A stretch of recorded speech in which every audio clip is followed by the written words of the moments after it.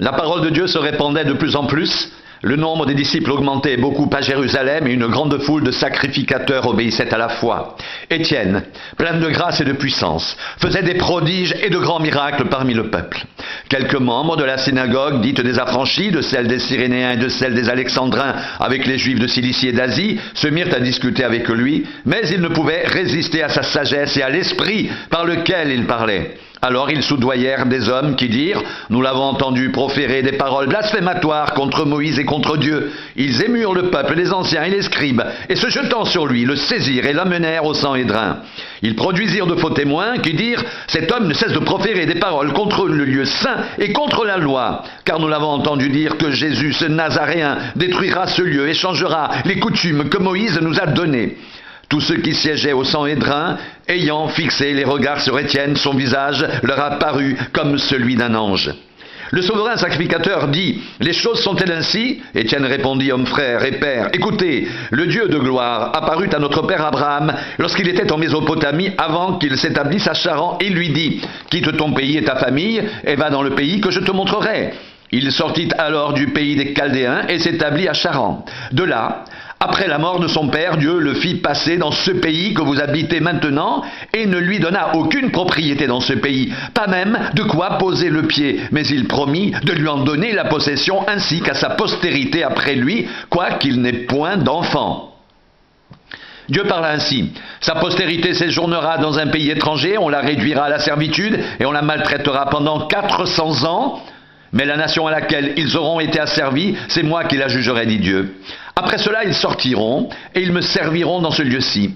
Puis Dieu donna à Abraham l'alliance de la circoncision, et ainsi, Abraham, après avoir engendré Isaac le circoncis le 8e jour, Isaac engendra et circoncis Jacob, et Jacob les 12 patriarches. Les patriarches, jaloux de Joseph, le vendirent pour être emmené en Égypte. Mais Dieu fut avec lui, et le délivra de toutes ses tribulations. Il lui donna de la sagesse, et lui fit trouver grâce devant Pharaon, roi d'Égypte, qu'il établit gouverneur d'Égypte, et de toute sa maison. Il survint une famine dans tout le pays d'Égypte, et dans celui de Canaan, la détresse était grande, et nos pères ne trouvaient pas de quoi se nourrir. Jacob apprit qu'il y avait du blé en Égypte, et il y envoya nos pères une première fois. Et la seconde fois, Joseph fut reconnu par ses frères, et Pharaon sut de quelle famille il était. Puis Joseph envoya chercher son père Jacob et toute sa famille composée de 75 personnes. Jacob descendit en Égypte où il mourut, ainsi que nos pères. Et ils furent transportés à Sichem et déposés dans le sépulcre qu'Abraham avait acheté à prix d'argent des fils de Hamor, père de Sichem. Le temps approchait où devait s'accomplir la promesse que Dieu avait faite à Abraham, et le peuple s'accrut et se multiplia en Égypte jusqu'à ce que parut un autre roi qui n'avait pas connu Joseph. Ce roi, usant d'artifices contre notre race, maltraita nos pères au point de leur faire exposer leurs enfants pour qu'ils ne vivent pas. À cette époque naquit Moïse, qui était beau aux yeux de Dieu. Il fut nourri 3 mois dans la maison de son père, et quand il eut été exposé, la fille de Pharaon le recueillit et l'éleva comme son fils Moïse fut instruit dans toute la sagesse des Égyptiens, et il était puissant en parole et en œuvre. Il avait 40 ans. Lorsqu'il eut à cœur de se rendre auprès de ses frères les fils d'Israël, il en vit un qu'on outrageait, et prenant sa défense, il vengea celui qui était maltraité et frappa l'Égyptien. Il pensait que ses frères comprendraient que Dieu leur accordait la délivrance par sa main, mais ils ne comprirent pas. Le jour suivant, il parut au milieu d'eux, alors qu'ils se battaient, et il les exhorta à la paix. « Hommes, dit-il, vous êtes frères, pourquoi vous maltraitez-vous l'un l'autre ?»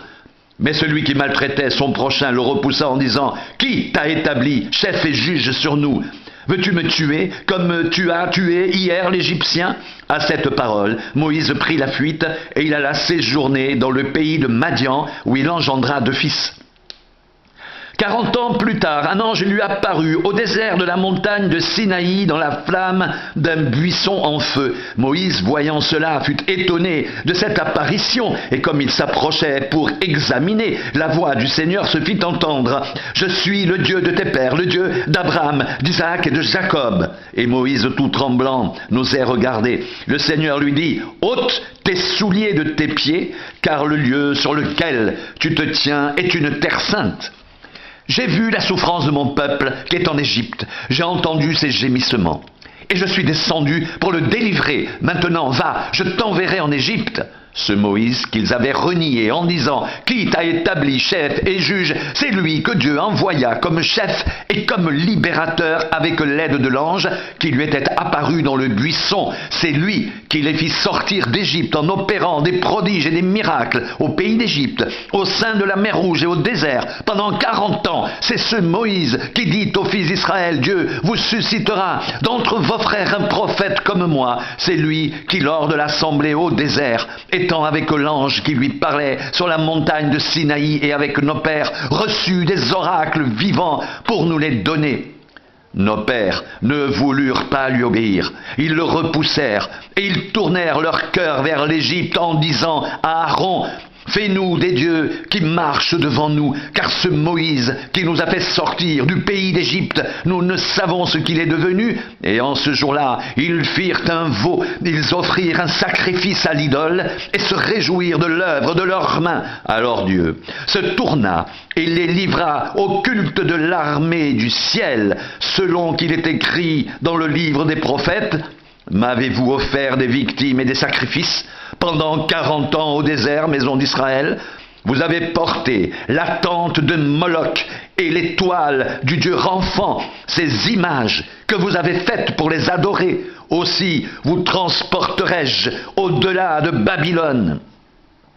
Nos pères avait au désert le tabernacle du témoignage, comme l'avait ordonné celui qui dit à Moïse de le faire d'après le modèle qu'il avait vu. Et nos pères, l'ayant reçu, l'introduisirent sous la conduite de Josué dans le pays qui était possédé par les nations que Dieu chassa devant eux, et il y resta jusqu'au jour de David. David trouva grâce devant Dieu et demanda d'élever une demeure pour le Dieu de Jacob. Et ce fut Salomon qui lui bâtit une maison. Mais le Très-Haut n'habite pas dans ce qui est fait de main d'homme. Comme dit le prophète, le ciel est mon trône et la terre mon marchepied. Quelle maison me bâtirez-vous, dit le Seigneur, ou quel sera le lieu de mon repos? N'est-ce pas ma main qui a fait toutes ces choses? Homme au cou raide, incirconcis de cœur et d'oreille, vous vous opposez toujours au Saint-Esprit. Ce que vos pères ont été, vous l'êtes aussi. Lequel des prophètes vos pères n'ont-ils pas persécuté? Ils ont tué ceux qui annonçaient d'avance la venue du juste et que vous avez livré maintenant et dont vous avez été les meurtriers. Vous qui avez reçu la loi d'après des commandements d'anges et qui ne l'avez point gardée. En entendant ces paroles, ils étaient furieux dans leur cœur et ils grinçaient des dents contre lui. Mais Étienne, rempli du Saint-Esprit, et fixant les regards vers le ciel, vit la gloire de Dieu et Jésus debout à la droite de Dieu. Et il dit, voici, je vois les cieux ouverts et le Fils de l'homme debout à la droite de Dieu. Ils poussèrent alors de grands cris, et se bouchant les oreilles, ils se précipitèrent tous ensemble sur lui, le traînèrent hors de la ville et le lapidèrent. Les témoins déposèrent leurs vêtements aux pieds d'un jeune homme nommé Saul, et ils lapidaient Étienne, qui priait et disait, « Seigneur Jésus, reçois mon esprit. » Puis, s'étant mis à genoux, il s'écria d'une voix forte, « Seigneur, ne leur impute pas ce péché. » Et après ces paroles, il s'endormit. Saul avait approuvé le meurtre d'Étienne, et il y eut ce jour-là une grande persécution contre l'église de Jérusalem, et tous, excepté les apôtres, se dispersèrent dans les contrées de la Judée et de la Samarie. Des hommes pieux ensevelirent Étienne et le pleurèrent à grand bruit. Saul, de son côté, ravageait l'église, pénétrant dans les maisons. Il en arrachait hommes et femmes, et les faisait jeter en prison. Ceux qui avaient été dispersés allaient de lieu en lieu, annonçant la bonne nouvelle de la parole.